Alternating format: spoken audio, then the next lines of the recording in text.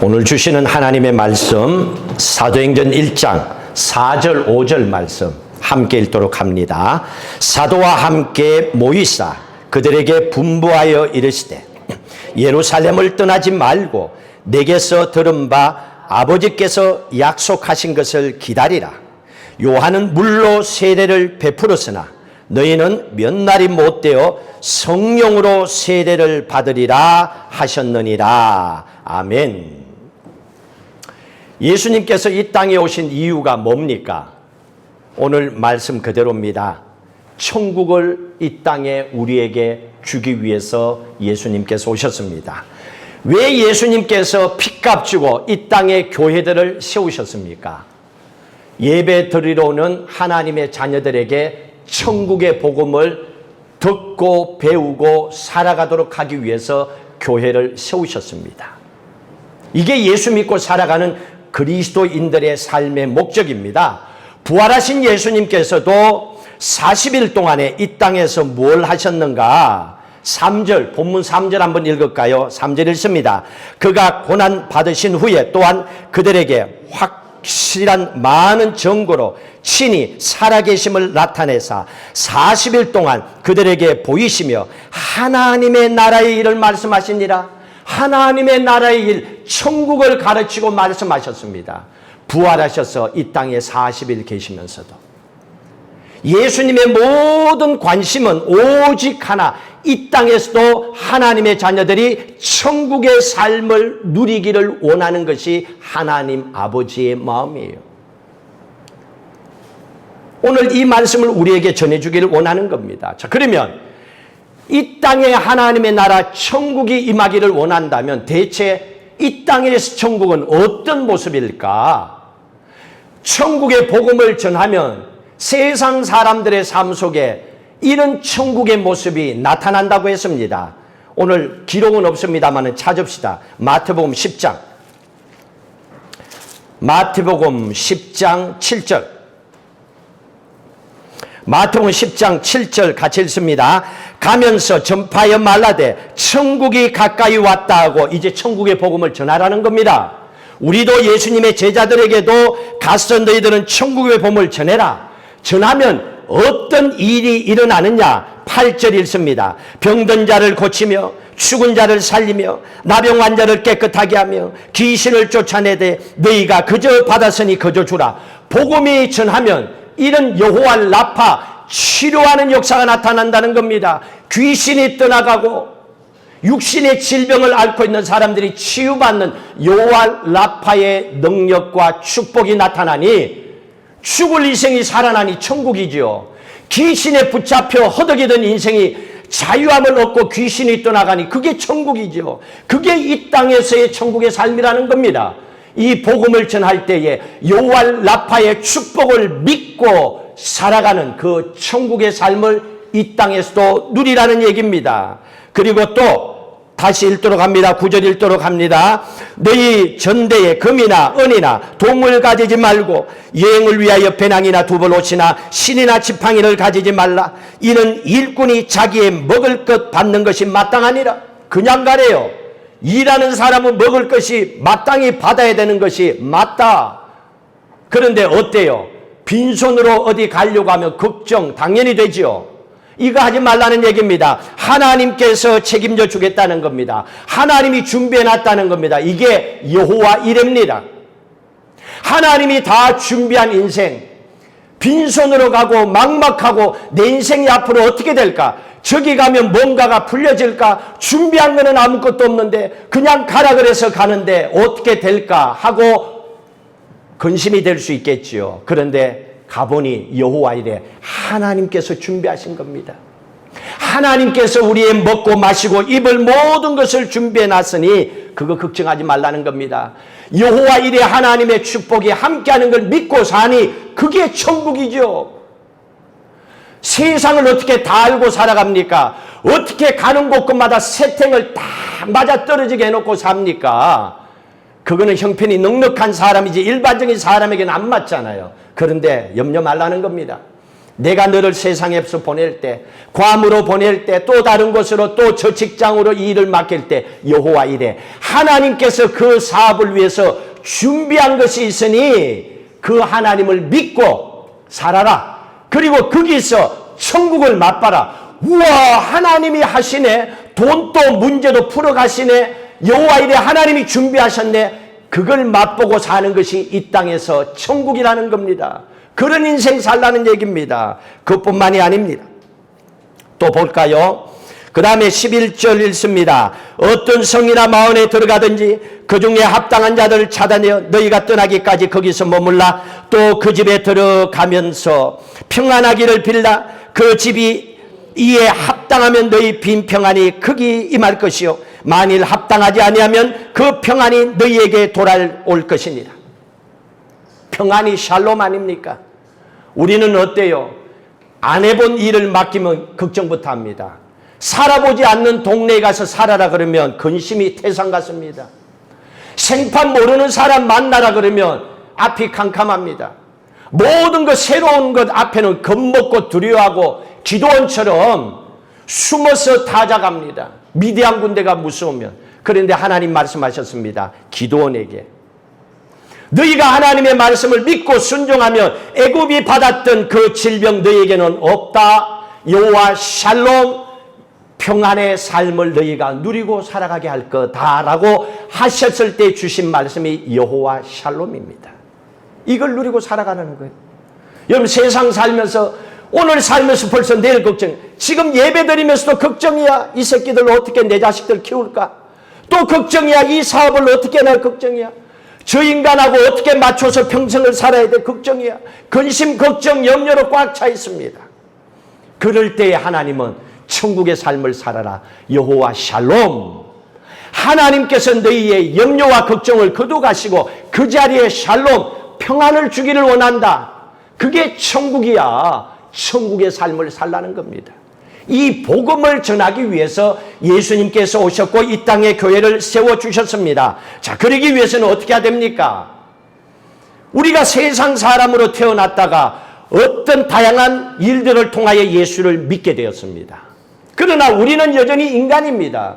천국의 생각보다는 세상의 생각과 세상 사람들의 말이 훨씬 더 강하게 내 마음에 자리 잡고 있습니다. 그러면 어떻게 해야 됩니까? 그래서 오늘 제자들에게 마지막 예수님께서 부탁합니다. 마지막으로 하시는 말씀이 성령 받아라. 너 인간 그 모습으로 살면 안 돼. 너 교회 다니는 걸로 되는 게 아니야.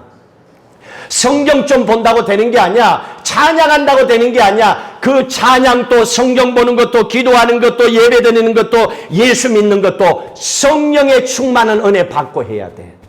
인간의 힘으로 하면 안 돼. 얼마 못 가서 너도 여전히 넘어져. 세상 길로 너도 빠져. 그걸 아시고 성령을 받으라고 하셨습니다. 그래서 오늘 5절에 뭐라 그랬습니까? 성령으로 세례를 받으라 그랬습니다. 성령으로 세례를 받으면 어떤 일이 일어납니까? 하나님의 약속하신 은사, 능력을 받게 됩니다. 이 힘으로 찬양하고 이 힘으로 기도하고 이 힘으로 교회 다니는 거예요. 하나님의 능력으로 믿음으로 살아가는 거예요. 그래야 교회 다니는 것이 즐겁고 발걸음이 가벼운 거예요. 억지로 그냥 망아지가 끌려가듯이 그렇게 안 하는 거예요. 이게 성령을 받게 되면 나타나는 겁니다. 성령을 받게 되면 성령의 역사와 능력이 여기서 나타나는 거예요.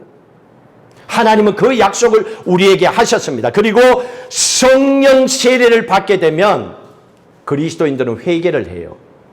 회개를 하게 되면 새 사람으로 바꿔주십니다. 그래서 교회만 다닌다고 보세요. 권사, 장로, 안수집사, 목사까지도 넣읍시다.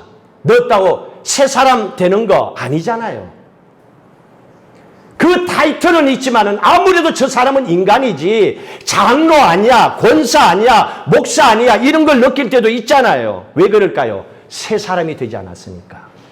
옛 사람을 버리고 새 사람이 돼야 되는데 자기의 힘으로 교회 다니고 자기의 힘으로 성경 공부하고 자기의 힘으로 기도하고 찬양하고 살았으니 내가 여전히 살아있으니까 안 되죠. 새 사람이 돼야 된다는 거예요. 어떻게? 성령의 능력을 받았어. 성령의 충만함을 통하여 그렇게 살아가는 거예요.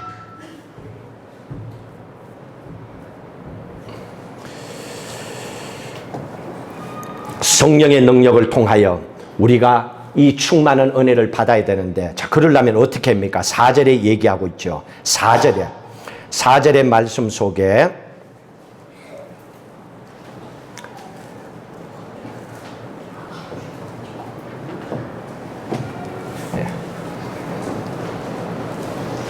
얘가 지금 이게 전선 라인이 좀 제 마음처럼 뜨거워져서 그래요. 그래, 안 해도 되는데 얘가 반응을 하고 있어. 교인이 반응해야 되는데 얘가 반응을 하고 있어. 자, 4절의 말씀에 보면 예루살렘을 떠나지 말고 내게서 들은 바 아버지께서 약속하신 것을 기다리라고 그랬습니다. 어떻게 우리가 성령을 받느냐? 기다리래요. 성령 받는 방법 기다리라고 합니다. 그러면 어떻게 됩니까? 나머지 좀 다 꺼버리세요. 이거 빼고. 자, 성령을 받아라. 그러면 어떻게 해야 되느냐? 기다리라. 그러면 성령 세례를 받는다고 합니다. 그러면 뭘 기다려야 돼요? 기다리라고 그랬는데 뭘 기다리라는 얘기입니까? 4절에 얘기했잖아요. 4절에 내게서 들은 바 아버지께서 약속하신 것을 기다리라 그랬습니다. 아버지께서 약속하신 게 뭡니까? 예수님 부활 성천하면 보혜사 성령 보내신다 했잖아요. 그 성령을 기다리라는 거예요. 그 보혜사 성령을 기다리고 그 성령을 받으라는 얘기입니다. 이 말씀을 언제 하셨습니까? 예수님께서 이스라엘 사람들의 1년의 첫 번째 절기가 유월절입니다. 이 유월절 절기를 마지막으로 예수님께서 제자들과 함께한 것이 최후의 만찬이었습니다. 마지막 만찬이었습니다. 그 마지막 유월절 만찬 때에 예수님께서 제자들에게 해주신 말씀입니다. 성령을 기다리라 하고 말씀하셨습니다. 그때 이 유월절을 이스라엘 백성들은 해마다 지키는데 어떻게 지키느냐? 제가 간단하게 말씀을 드리겠습니다. 유월절 예배를 이렇게 드립니다. 유대인들은 4잔의 포도주를 마련합니다. 포도주 4잔을 딱 준비하면서 각 사람에게 준비된 것을 통하여 왜 우리가 성령을 기다려야 되는지를 설명을 해줍니다. 아버지가 그 예배를 인도합니다. 6시간의 예배입니다. 여러분, 우리는 1시간이죠. 6월절 예배 6시간 걸려요. 이 6시간 예배를 온 가족이 모여서 거기에서 예배를 드립니다. 그리고 첫 번째 포도주를 마시면서 준비된 야채를 소금물에 찍어서 먹습니다. 그러면서 아버지가 대표로 하여 메시지를 전합니다. 지난 우리 조상들이 430년 동안에 애굽에서 노예 생활하며 흘렸던 그 눈물을 잊지 말아라 하고 가르쳐 줍니다.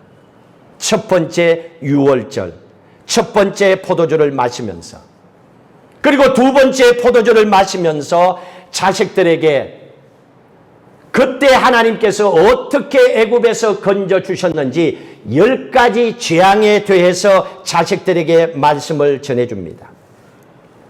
그 말씀을 듣고 나면 모두가 썬 나물을 먹습니다. 준비된 썬 나물을 먹으면서 아버지는 그 모든 사람들에게 얘기합니다. 40년의 광야 생활을 잊지 말아라. 너희가 앞으로 아무리 잘 산다더라도, 사업이 잘 되어 돈을 잘 번다더라도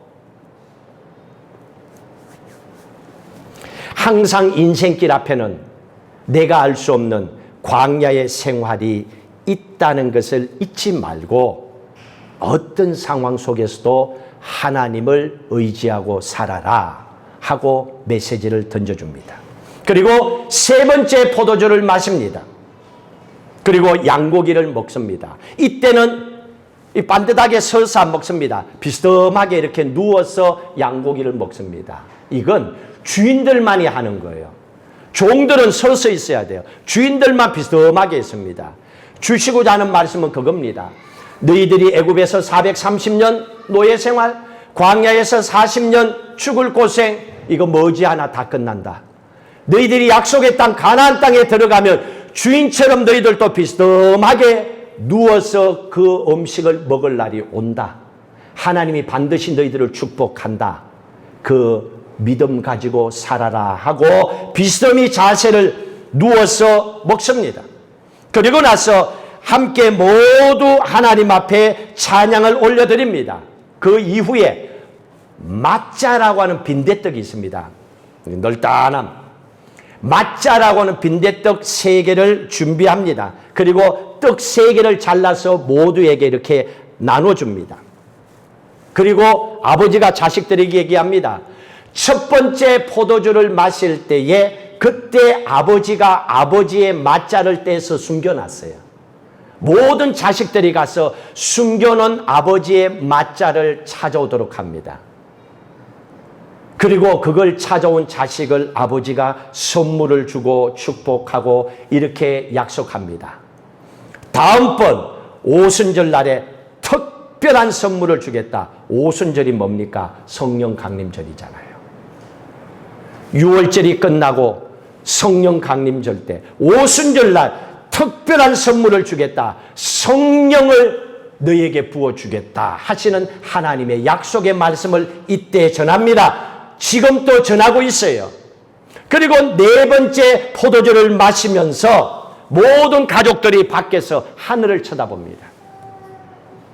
모든 가족들이 나가서 하늘을 쳐다보며 약속하신 성령이 우리에게 임하시기를 기다리고 있습니다. 한참을 말없이 하늘만 쳐다보고 있습니다. 그리고 나서 성령이 오시지 않음을 보고 아버지가 얘기합니다. 올해는 오시지 않는가 보구나. 내년에는 우리가 예루살렘에서 우리가 이 축제를 준비해서 예배를 드리자 하고 미래를 약속하며 6월절 예배를 마칩니다. 이게 지금 또 유대인들이 하나님 앞에 드리는 1년의 첫 번째 6월절 예배입니다. 이렇게 예배를 드리고 있습니다. 6시간 동안. 이렇게 간절히 사모하는 마음을 가지고 살아갈 때에 성령이 임하셨다는 얘기입니다. 이 6월절 예배를 통하여서 애굽에서 노예 생활 430년, 광야에서 40년을 통해서 왜 하나님께서는 그렇게 모질고 힘든 고생길을 걸으면서 왜 빨리 인생의 문제 해결 안 해주고 기다리게 하셨는지 그 이유를 6월절 예배를 통해서 자녀들에게 가르쳐 주셨습니다. 하나님께서 가르쳐 주고자 하는 왜 기다려야 되는지 이 말씀을 정리해서 주는 말씀이 있습니다. 신명기 8장을 보십시오. 이 말씀을 기억하고 사십시오. 신명기 8장 2절.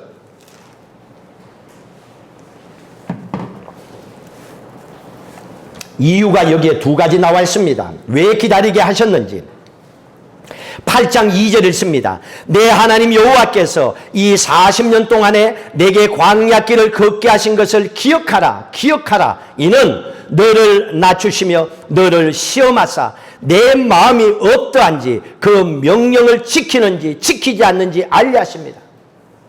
왜 기다리고 왜 광야 생활, 노예 생활 하게 하셨습니까? 사람이요, 누군가에게 짓밟히고 빼앗기고 자기 인생 스스로 일어날 수 없는 처참함을 보게 되면 깨질 때까지 다 깨지면 스스로 낮아질 수밖에 없어요. 뭐 의지할 게 없으니까. 하나님이 원하시는 것은 낮추시기를 원하는 거예요. 워낙 사람들이 강하니까 어떻게 방법이 없으니까. 그래서 하나님은 우리에게 낮추시기를 원하는 겁니다. 낮추어서 뭐 하려고? 네가 잘나서 세상 잘 사는 거 아니야. 네가 잘나서가 아니야. 네가 부모 잘 만나서가 아니야. 모든 것이 하나님의 은혜야. 하나님의 은혜로 사는 걸 잊지 말고 모든 영광 잘 될 때일수록 어려울 때일수록 잊지 않고 하나님께 영광 돌려라. 그 믿음 가지고 살아라 하고 그 믿음 가르쳐 주기 위해서 낮추신 거예요. 3절 또 한 가지 더 읽습니다. 3절 읽습니다. 너를 낮추시며 너를 줄이게 하시며 또 너도 알지 못하며 내 조상들도 알지 못하던 만나를 내게 먹게 하신 것은 사람이 떡으로만 사는 것이 아니요 하나님의 입에서 나오는 모든 말씀으로 사는 줄을 네가 알게 하려 하심이라. 사람들이 이거 모르고 사거든요. 교회도 다니면서도 돈벌이 좀 되면 지가 잘나서 돈 재주 있어서 이걸로 끝나버리는 거예요. 하나님은 그냥 하나님 믿는 걸로 끝나버리는 거예요. 하나님이 오늘 우리에게 말씀해 주고 계십니다. 떡과 돈으로만 세상 사는 게 아니야. 돈 많다고 인생이 늘 행복한 거 아니야. 아무리 비싼 밥 먹고도 돌아서면 몇 시간 지나면 배고픈 건 똑같아.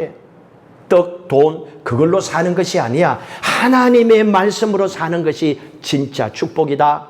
기다려라. 기도해라. 그리고 하나님 앞에 예배 먼저 올려드려라. 이걸 오늘 우리에게 얘기해 주고 있는 겁니다. 이게 하나님께서 왜 우리를 기다리게 하셨는지 그 말씀의 가장 중요한 포인트입니다. 우리에게도요.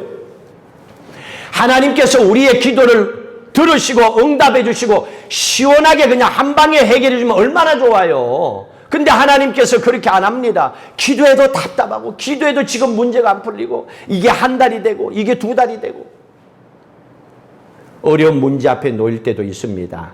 그럴 때 하나님은 우리의 모습을 보고 계십니다. 소금물을 먹듯이 우리의 눈에서는요, 그 짠 눈물이 계속 흘러냅니다. 너무 괴로우니까, 힘드니까. 썸나물을 먹듯이 내 입에서는요, 썸물이 올라옵니다. 인생살이가 힘들고 꼬이고 어렵고 만사 되는 꼴을 못 보니까. 지지리도 내 인생만 막히는 것 같으니까. 썸물이 내게서 올라오죠. 저절로 올라오는 거예요. 이런 답답한 인생을 살고 있는 나를 향하여 하나님은 그런 인생을 경험하게 하신 이유가 있는 거예요.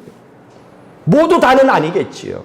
그렇게 하실 때에는 하나님께서 원하는 거는 야, 너 인생 풀려서 축복받더라도 하나님 잊지 말어.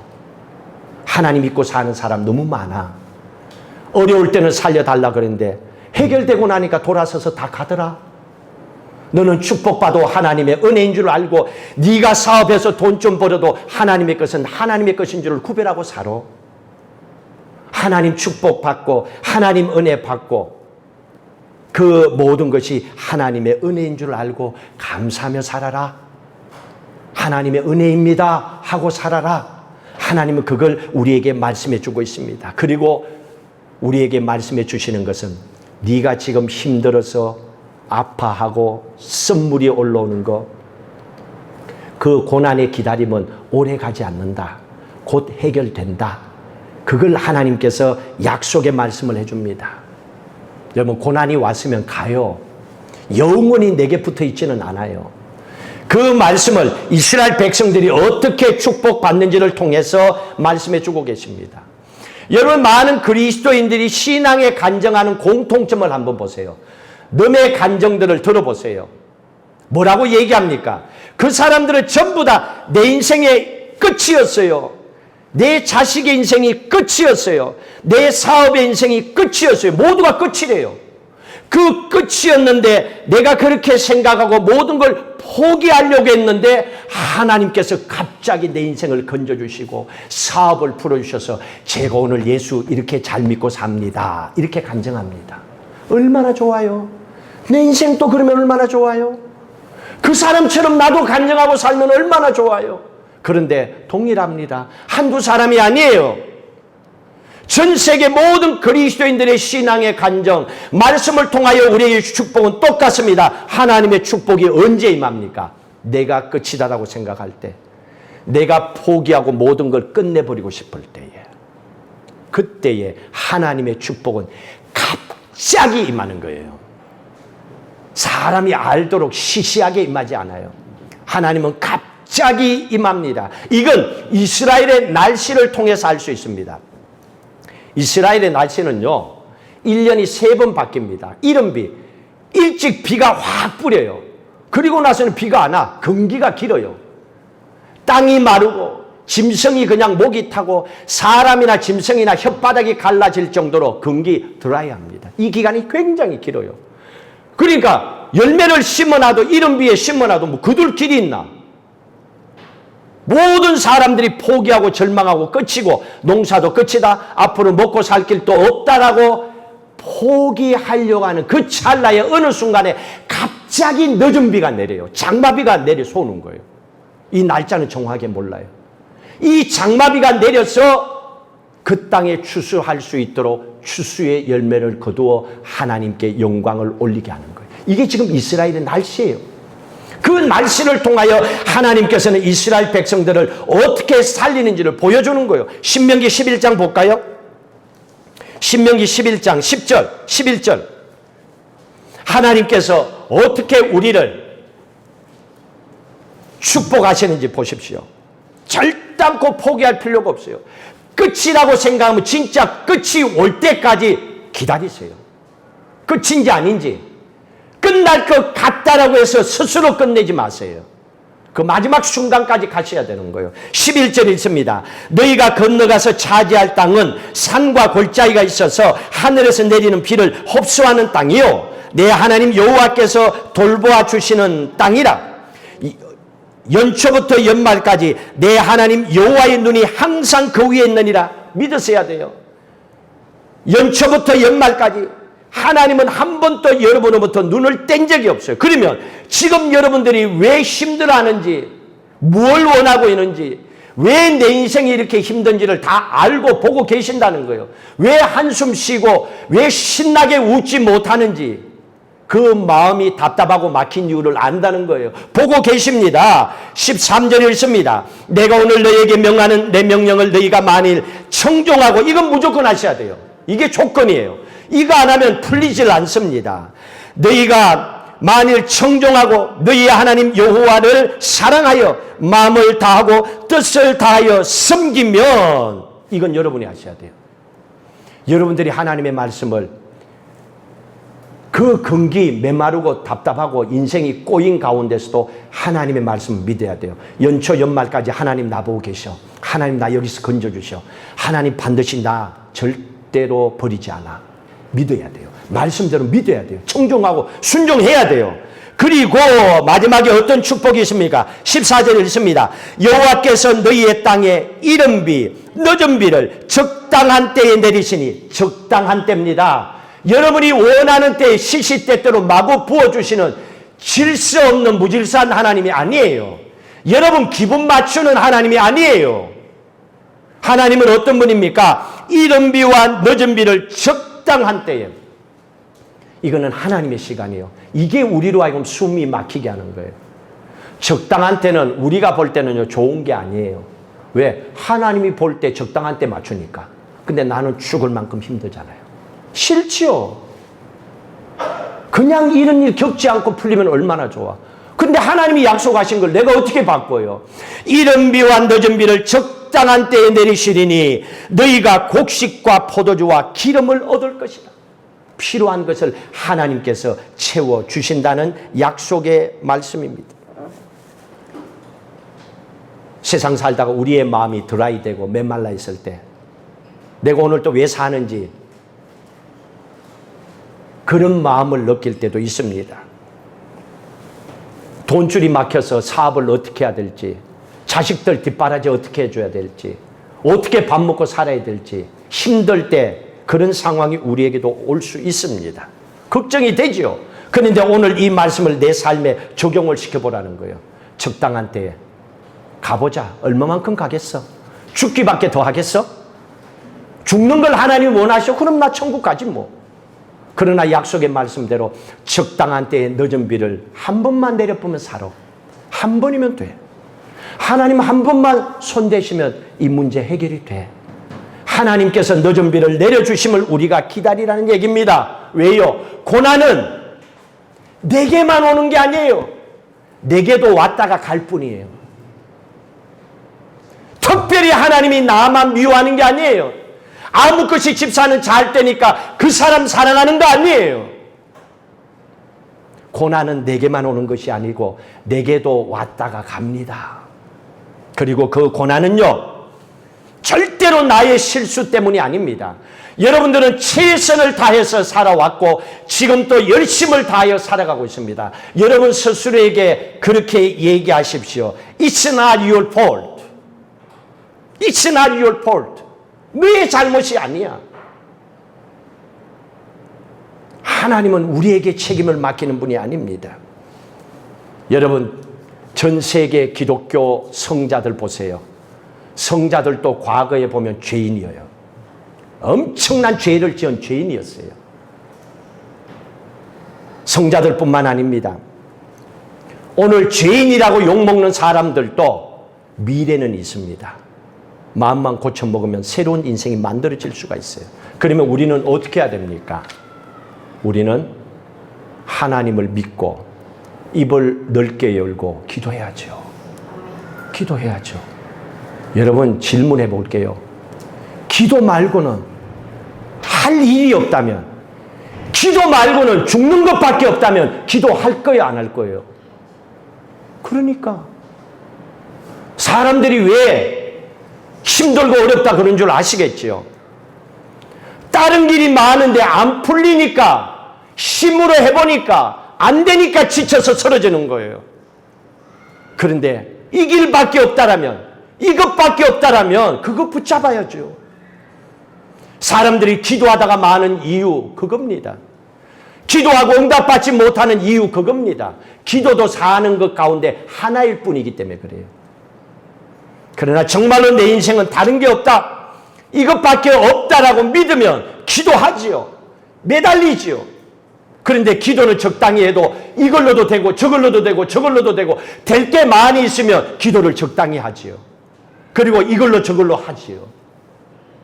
그러나 여러분, 그렇게 사시다가도 진짜 여러분의 인생에 금기가 와서 여러분의 인생이 완전히 드라이되고 고난의 때가 온다면 여러분 잊지 마십시오. 기도밖에 할 수 없다면 그 기도하세요. 그 하나님 붙잡으세요. 그 길밖에 없습니다. 그러면 하나님이 살려냅니다. 그래서 우리에게 우리의 힘으로는 안 되기 때문에 성령 하나님을 보내서 그때 그 마음을 가지게 하시고 또 기도밖에 없으니까 기도하게 만들어 주시는 거예요. 그렇게 도와주도록 성령 하나님을 우리 안에 보내신 거예요. 여러분 인생에 고난이 올 때, 여러분의 인생이 드라이되고 사방팔방 막혀 있을 때 할 수 있는 것은 딱 하나입니다. 오늘 1장 14절, 사도행전 1장 14절 보십시오. 여러분들이 할 수 있는 것은 1장 14절 이겁니다. 같이 읽습니다. 여자들과 예수의 어머니 마리아와 예수의 아우들과 더불어 마음을 같이하여 오로지 기도에 힘쓰더라. 기도밖에는 없습니다. 다른 길이 없어요. 그리고 잊지 마세요. 고난이 왔을 때 여러분들이 해야 되는 것은요, 다른 게 없습니다. 4절 끝에 그랬죠. 약속하신 것을 기다리라.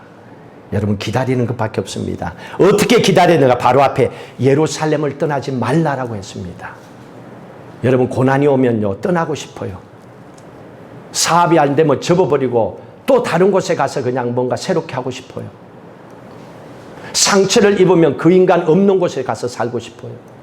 당연하지요. 근데 하나님이 뭐라고 말씀하십니까? 예루살렘을 떠나지 마라. 예루살렘은 많은 그리스도인들이 핍박당하고 순교당했던 자리고 예수님을 십자가에 못 박아 죽였던 자리입니다. 고난의 자리입니다. 그 고난의 자리, 네가 힘들어서 죽을 것 같았던 자리, 그 자리 떠나지 말아라는 얘기입니다. 사람들은 쓴물이 올라오고 쓴뿌리가 올라오고 괴롭고 힘들면 예배의 자리도 기도의 자리도 떠나버리려고 합니다. 그러면 인생이 풀릴 것 같은데 아니에요. 잘못된 선택이었습니다. 예수님께서는 우리에게 말씀하십니다. 그 자리를 떠나지 말고 기다려라. 그러면 반드시 너에게도 새로운 인생이 열린다. 내가 그 축복을 너에게도 부어주겠다. 약속을 하셨습니다. 그러나 그냥 기다린 게 아니었습니다. 오늘 말씀처럼 기도하며 기다리라고 그랬습니다. 여러분 기도할 때 여러분 모든 문제가 막혔다고 생각해 봅시다. 만약에 내가 더 이상 살 수 없다라고 생각해 봅시다. 그러면 마지막 남은 기회가 기도밖에 없다라면 여기 와서 그 마음으로 기도할 때 무슨 기도부터 하겠어요? 100명 다 내가 뭐 잘못한 게 없나 기도할 거예요. 회개 기도예요. 해야 돼요. 제일 중요합니다. 내가 뭘 잘못했는가 다 끄집어내는 거예요. 다 끄집어내서 해야죠. 살기 위해서 해야죠. 그 회개 못한 것 때문에 내 인생이 꼬이고 여기서 끝장난다면 그걸 볼 수는 없잖아요. 회개 기도하는 거예요. 그리고 회개 기도하고 나서 거기에서 절망하지 않습니다. 그리고 하나님 앞에 간구합니다. 이 문제를 해결해 달라고, 도와달라고. 하나님밖에 없다고. 다른 길 없다고. 살 길은 이 길밖에 없다고 매달리고 기도합니다. 하나님 그걸 보고 계시는 거예요. 그럼 이게 크리스찬의 삶이에요. 마지막 히든 카드가 기도라는 거예요. 살 길이 있다는 거예요. 우리에게 그걸 보여주시는 거예요. 근데 그 마음을 가지도록 하시는 분이 성령 하나님인데, 교회를 떠나고 예배를 떠나고 하나님을 떠나고 사는데 어떻게 성령의 음성을 듣고 살 수 있습니까? 힘들죠. 그래서 오라는 얘기입니다. 그리고 하나님의 말씀을 들으라는 얘기입니다. 하나님의 은혜의 말씀을 듣고 살라는 얘기입니다. 우리가 기도할 때 그냥 기도 안 해요. 하나님의 말씀을 붙잡고 기도하잖아요. 성경은요, 구약 성경, 신약 성경, Old Testament, New Testament로 되어 있습니다. 테스트먼트는 다른 말로 테스트몬이라고 하는 단어에서 나왔습니다. 고백, 선서, 결혼할 때 선서하고 이렇게 나옵니다. 이 테스트모니가 히브리어로 살펴보면 자카르입니다. 자카르. 테스트먼트. 이게 자카르라고 하는 히브리어를 갖고 있습니다. 뜻이 뭐냐면 기억하다는 거예요. 성경을 우리에게 왜 주신 줄 아세요? 기억하고 살라고 준 거예요. 기억하고 살라고 준 거예요.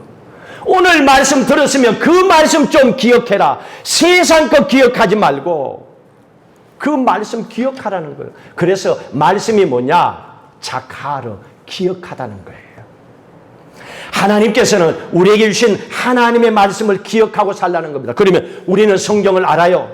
그 기억하고 그 말씀 붙잡고 기도하는 거예요. 어떻게? 하나님 아브라함이 100세가 되어서 아들 줬지요. 이삭 줬지요. 그 말씀을 기억하는 거예요. 그리고 그 말씀을 붙잡고 아브라함에게 주었던 그 축복을 내게도 주십시오 하고 기도하라는 거예요. 그 말씀을 기억하고 기도하라는 거예요. 하나님이 축복할 수밖에 없는 말씀을 기억하고 기도하라는 거예요. 그러면 모두가 코로나고 힘들고 죽겠다, 배고프다, 돈줄이 막혔다. 그러면 어떻게 해야 됩니까? 하나님, 아브라함 아들 이삭에게 어떻게 축복했어요? 흉년이 들었을 때에 하나님께서 그에게 어떤 축복을 주셨습니까? 하나님께서 그 아들 이삭이 흉년이 드는 그때에 농사를 흉년이 든 그 땅에 똑같이 농사 지었는데 그 땅에는 100배의 축복을 줘서 마침내 거부가 되게 하셨잖아요. 그러면 하나님 다 죽는다 해도 내가 하는 이 사업, 지금 이 땅의 농사는 하나님 축복할 수 있잖아요. 아브라함에게, 그의 아들 이삭에게 축복하신 하나님, 내게도 그 축복을 주십시오. 그 말씀을 기억하고 기도하는 거예요. 여러분 인생 절반밖에 얼마 살지도 못했는데 인생이 힘들고 꼬였습니까? 룻과 같은 인생입니까? 룻은 남편 뭐든 다 떠나고 재산도 없고 빈털터리가 됐습니다. 고향으로 돌아갔습니다. 시어머니를 따라서 시어머니의 고향을, 남편의 고향으로 갔습니다. 어떻게 축복했습니까? 망가진 룻의 인생을 3개월 만에 회복시켜 줍니다. 보아스를 만나서 인생을 완전히 바꿔주십니다. 여러분 인생이 새롭게 정말로 풀려지길 원합니까? 멋있게 하나님 위해서 한번 살아보길 원합니까? 그럼 기도하셔야지요. 룻의 인생을 하나님 바꿔주신 그 축복, 3개월 만에 룻의 인생을 바꿨다면 나를 위하여 십자가에 죽기까지 사랑하신 하나님의 자녀 나를 위해서 하나님 뭘 못하시겠습니까? 하나님 아브라함을 위해서, 이삭을 위해서, 룻을 위해서 그렇게 축복하신 하나님. 그런데 그 사람들은 하나님 믿었지만은 예수님은 나를 위해서 죽기까지 사랑하셨잖아요. 나 살려주세요. 내 사업 일으켜주세요. 내 소원하는 기도 들어주세요. 내 자식들 인생 믿음 안에 시온의 축복의 길을 걸어가도록 열어주세요. 도와주세요. 기도할 수 있잖아요. 기도할 자격이 있잖아요. 왜? 여러분들은 택하신 하나님의 아들, 딸이기 때문에 자격이 있어요. 기도할 수 있는 거예요. 그래서 하나님 아버지 이름을 붙잡고 기도하는 거예요. 하나님은 우리에게 그 축복을 주기를 원하고 계십니다. 하나님이 어떤 분입니까? 한번 볼까요? 이사야서 55장 구약 성경 보십시오. 하나님은 이런 분입니다. 믿고 기도하세요. 이사야서 55장 9절 1036 6쪽. 자, 이사야 55장 8절 9절 읽습니다. 이는 내 생각이 너의 생각과 다르며 내 길은 너의 길과 다름이니라. 여호와의 말씀이니라. 이는 하늘이 땅보다 높음 같이 내 길은 너희 길보다 높으며 내 생각은 너희 생각보다 높음이니라. 여러분, 인생이 안 풀리고 힘듭니까? 그럴 때 이 말씀 생각하십시오. 내 생각보다는, 내 길보다는 하나님의 길이 높고 하나님의 생각이 높다. 분명히 하나님, 여호와의 일에 하나님 준비하신 게 있어. 그 하나님 믿고 기도하라는 거예요. 의심하지 말고 흔들리지 말고 예배 멈추고 기도 멈추지 말고 그렇게 살라는 거예요. 살 길이 있다는 겁니다. 마지막 살 길이 있다는 얘기입니다. 자, 그렇다면 결론적으로 우리가 어떻게 기도 응답받고 살 수 있어요? 기도 응답받고 사는 길이 뭡니까? 로마서 14장 9절 읽고 마무리 짓습니다. 로마서 14장 9절, 우리가 기도 응답 받는 방법 같이 읽도록 합니다. 로마 14장 9절, 이를 위하여 그리스도께서 죽었다가 다시 살아나셨으니 곧 죽은 자와 산 자의 주가 되려 하십니다. 예수님이 이 땅에 왜 오셨는 줄 아니? 십자가에 왜 죽으셨니? 왜 부활하셨니? 이유가 뭐니? 너의 인생의 주인이 되려고. 이제 너의 인생의 주인이 예수님이 되셔야 돼. 주, 퀴리오스입니다. 헬라어로 퀴리오스, 롤드. 나의 주님, 나의 주인이 되기를 원하고 계시는 겁니다. 주인이 어떻게 합니까? 내 인생을 마음대로 다스리는 게 주인이에요. 여러분 그렇게 살고 계십니까? 여러분들은 여러분의 인생을 딱 갈라놓고 요거는 내 거예요. Don't touch.